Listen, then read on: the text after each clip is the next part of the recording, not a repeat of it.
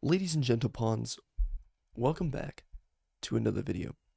This is day 4 of the Classical Climb series, and we are trying to get as high as we can through playing classical games on Lichess with a real board. And oh my, this is an episode for you that I think y'all will see kind of my strength through my games. And yeah, let's get into it. I am 1888. Just so you know, my rating switches all over the place. I'm still in the provisional, so if I win a lot, I get a lot of points, or if I lose a lot, I lose a lot of points. And so it's trying to find the balance of how strong I play still. I play like one game a day, so it should be good enough to help me with my climb. Anyways, we're playing Chess Platypus, and they are 1918. They had like, I don't know, a couple hundred games on their classical side, and I was expecting a good play and a good player. And so I play e4, which I've been doing a lot on the series.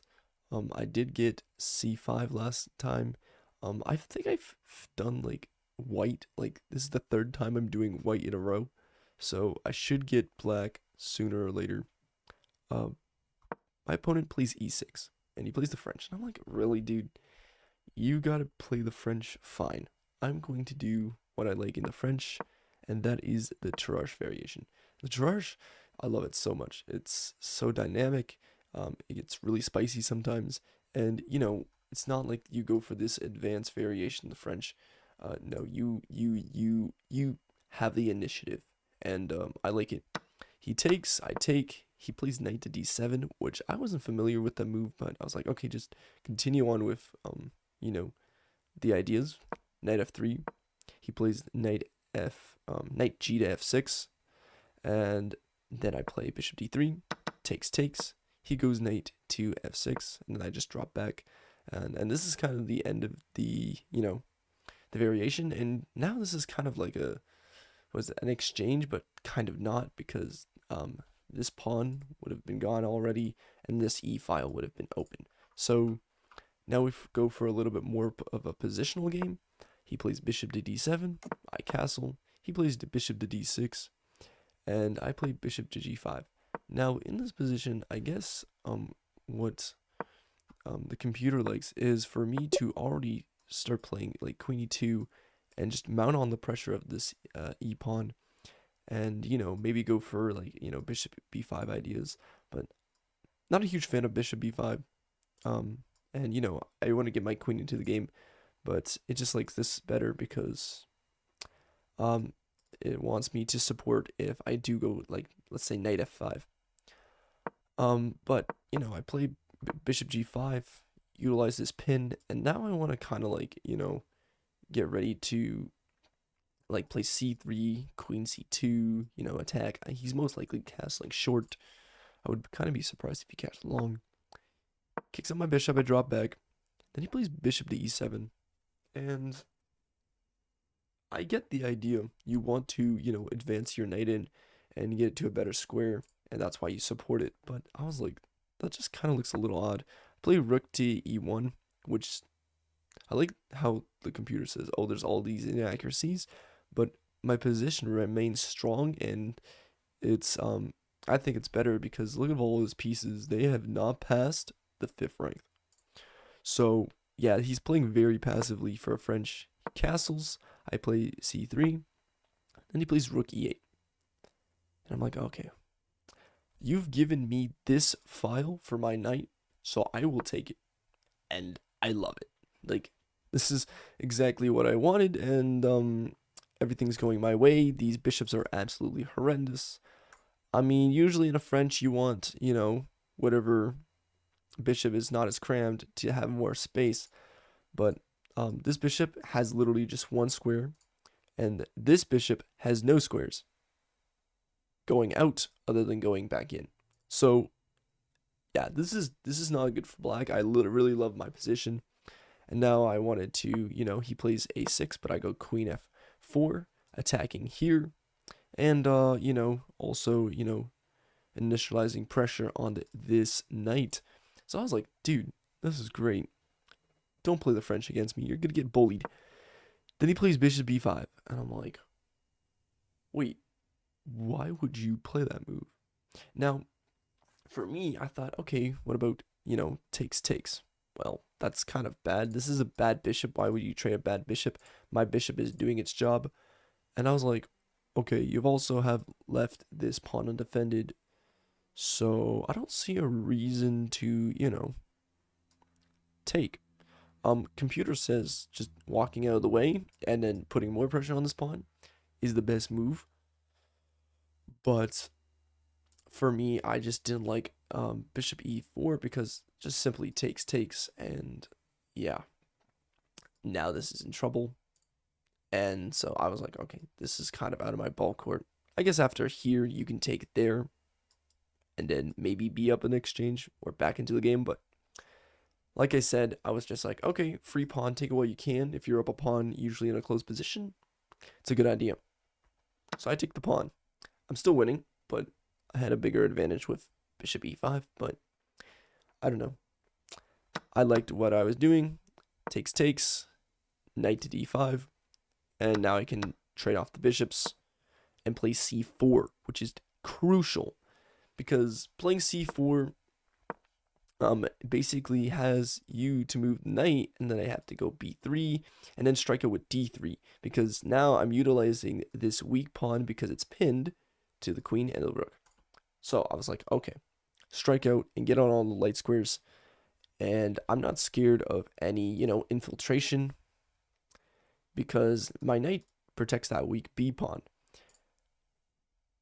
But my opponent underestimated me and played a very, which looks like a forcing move, but a crucially terribly, yeah, that's a word. That's totally a word. Crucially terribly is a word. Y'all have to use that. He made a horrible move that underestimated my attack. And he played rook e to b8. This rook used to defend this queen. And so this queen has no protection other than this knight. And there is a pin.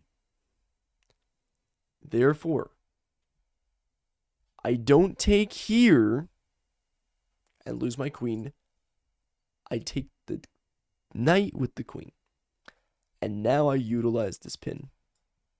And you're dead lost because I'm just up a full piece. Like, yeah, and like this is defended, everything is defended. This is completely lost, and at this moment, in 20 moves, I'm winning. And I would think, oh, yeah, okay, he's gonna, resign now. No, he doesn't resign, and they are resilient. Lead chess players are so resilient, I don't get it. And they don't resign, like chess.com players. Anyways, he takes, I take back, he takes my pawn, I move out of the way, he takes my other pawn, I take his pawn, and now I can also collect his pawn, but don't want to get mated. That's why he played rook b8. g3. Rook c2 doesn't work to protect the pawn. I can just take it, bring my knight back, protect this pawn in case there's, some attack on it. He moves his rook. Look at this. His rook sidestep once, twice, 3 times. What? Like lead chess players are not real. They don't resign, and they just do whatever until like it's dead lost. Like, yeah, I played rook c1. He plays rook was it b to b2? Yeah, b8 to b2, and now put some pressure on this weak f2 pawn, but simply just rook f1. And I don't gotta do anything. He takes, I move my pawn up, I play rook to d1, and then I play, d7, brings in his king, bringing my rook, because, can't take because I can make a queen. Plays here. And now I realize, oh shoot, I can't promote anymore because his king's there, which is a smart idea. But I just bring my rook back to c7, protect the pawn, and go knight to d4. And this is killer. This rook is completely cut off from all the main squares that is needed to collect this pawn. And yeah, in this position, he just gave up and he just sacrificed his rook. Like, yeah. And technically, I can still play here, but I was like, just simplify, take the rook. And then I played rook to a7, and my opponent resigned. This was quite the game. Like, this was quite the game. I was very happy when I won it. And I was like, dude, this is great. Like, that was the easiest game of my life. And, my opponent would probably think I was stockfish because he didn't have an advantage the entire game. Like, even the slightest advantage. Like, I didn't, the lowest advantage I had in the entire game was this move. This is the lowest advantage in the opening, which is doesn't count. That, you know, that I had the least amount of advantage, which is hilarious because my evaluation just grew and grew and grew and grew and grew and grew and grew and grew. And yeah, I just won it with perfection and with ease and did the end game perfectly, didn't get mated, and, just collect his pieces and just moved on with life. That was it. So, yeah, let's take a look at how the game review said I played. And yeah, for the second time in this series, I get over 90%. So this is good. This is good. All my long games are going perfectly. Um, 14 best moves. And yeah, I did have the miss and two inaccuracies, but those were mostly in the beginning. The rest of the game was pretty smooth sailing. And yeah, we are now like back in the 1900s. I think we got another 40 points, which is funny because my rating is fluctuating after a win, after a loss. Hopefully we can get another win so we can almost hit to 2000, which would be nice on late chess because it's a bit difficult hitting 2000 on late chess. It is. But you never know how it'll go. And yeah, that was the game today. Day 4 is in the bag. And we are 2 wins now, 1 loss and 1 draw. So yeah, it's a good day. We will catch you guys all in the next one. And yeah, like and subscribe, please. We're so close to 1,000 subscribers on the date of this video. So make sure to do that. And we'll catch you in the next one.